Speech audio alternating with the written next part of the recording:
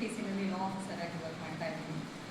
ಇವತ್ತಿನ ಈ ಒಂದು EMTC ಸಂಸ್ಥೆಯಲ್ಲಿ ನಮಗೆ ಡಿಪೋ ಮ್ಯಾನೇಜರ್ಸ್ ಆಗಿ ಕರ್ತವ್ಯ ನಿರ್ವಹಿಸಬೇಕಾದ್ರೆ ಸ್ಟ್ರೆಸ್ ಮ್ಯಾನೇಜ್ಮೆಂಟ್ ಹೇಗೆ ಮಾಡೋದು ಅನ್ನೋದ್ರ ಬಗ್ಗೆ ಒಂದು ಸಾಫ್ಟ್ ಸ್ಕಿಲ್ ಪ್ರೋಗ್ರಾಮ್ನ ಹಮ್ಮಿಕೊಂಡಿದೆ.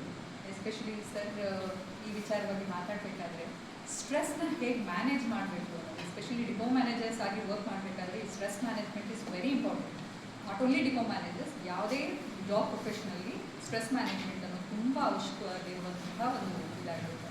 ಸೊ ಅದನ್ನು ಹೇಗೆ ನೀವು ಮ್ಯಾನೇಜ್ ಮಾಡಬೇಕು ಅನ್ನೋದನ್ನು ಈ ಸಾಫ್ಟ್ ಸ್ಕಿಲ್ಸ್ ಮುಖಾಂತರ ಮತ್ತು ಸ್ಟ್ರೆಸ್ನ ಸ್ಟ್ರೆಸ್ ಆ್ಯಂಡ್ ಯೂ ಸ್ಟ್ರೆಸ್ ಅನ್ನೋದು ಕಾನ್ಸೆಪ್ಟ್ನ ಒಂದು ಕೆಲವೊಂದು ಆ್ಯಕ್ಟಿವಿಟೀಸ್ ಮುಖಾಂತರ ನಮಗೆ ಎಫೆಕ್ಟಿವ್ ಆಗಿ ತಲುಪಿಸಿದ್ದಾರೆ. ಅದಕ್ಕೆ ತುಂಬ ಥ್ಯಾಂಕ್ಸ್ ಸರ್. ಹಾಗೆ ಇದನ್ನು ನಮ್ಮ ಮಕ್ಕಳಲ್ಲಿ ಹೇಗೆ ಇನ್ಕಲ್ಕೇಟ್ ಮಾಡ್ಬೋದು ಅನ್ನೋದು ನಮಗೊಂದು ಸ್ವಲ್ಪ ಕೆಲವೊಂದು ಐಡಿಯಾಗಳು ಕೂಡ ಈ ಮೂಲಕ ನಮಗೆ